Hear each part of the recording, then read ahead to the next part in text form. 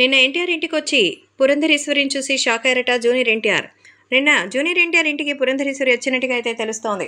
ఎన్టీఆర్ ఇంటికి పురంధరేశ్వరి రాగానే అందరూ సైతం ఎంతగానో షాక్లో ఉన్నట్టుగా అయితే సమాచారం. సో పురంధరేశ్వరి వచ్చి ఎంతో సంతోషంగా వాళ్ళందరి కోసం ఎంతో ఆనందంగా అయితే ప్లాన్ చేసినట్టుగా తెలుస్తోంది. సర్ప్రైజ్ చేశారట. సో పురంధరేశ్వరి గారికి కృతజ్ఞతలు వ్యక్తం చేస్తూ అందరినీ సైతం ఎంతో ఆనందంగా అయితే తెలియజేశారు. సో అంతేకాకుండా పురంధరేశ్వరి గారు విజయం సాధించడంతో ఆమెకు శుభాకాంక్షలు అందించారు.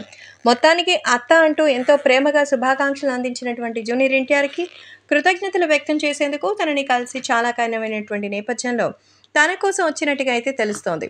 ప్రస్తుతం ఈ విషయాలు చూసి అందరూ ఎంతగానో ఆశ్చర్యపోతున్నారు.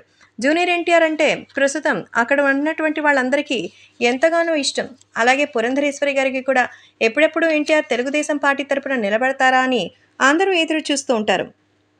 కాబట్టే త్వరలోనే వీటన్నిటికీ ఒక మంచి అద్భుతమైన ఒక నిర్ణయం తీసుకుని ఎన్టీఆర్ కూడా పాలిటిక్స్లో వస్తే బాగుండనేదే పురంధరేశ్వరి ఆలోచన కూడా. సో ప్రస్తుతం పురంధరేశ్వరి అయితే తాజాగా తను తీసుకున్నటువంటి నిర్ణయాల పట్ల అందరూ ఆనందంగా అయితే ఉన్నారు. జూనియర్ ఎన్టీఆర్ ఇంటికి వచ్చి అందరూ కలిసి ఎంతో చక్కగా భోజనం చేశారట.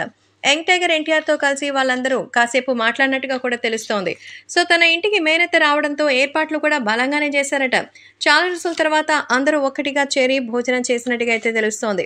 ప్రస్తుతం వాళ్ళకి సంబంధించిన విషయాలైతే సోషల్ మీడియాలో ఎంతో సందడిగా మారడంతో మరి ఎన్టీఆర్ కూడా ఆ విషయాల్ని మరి మీడియాకు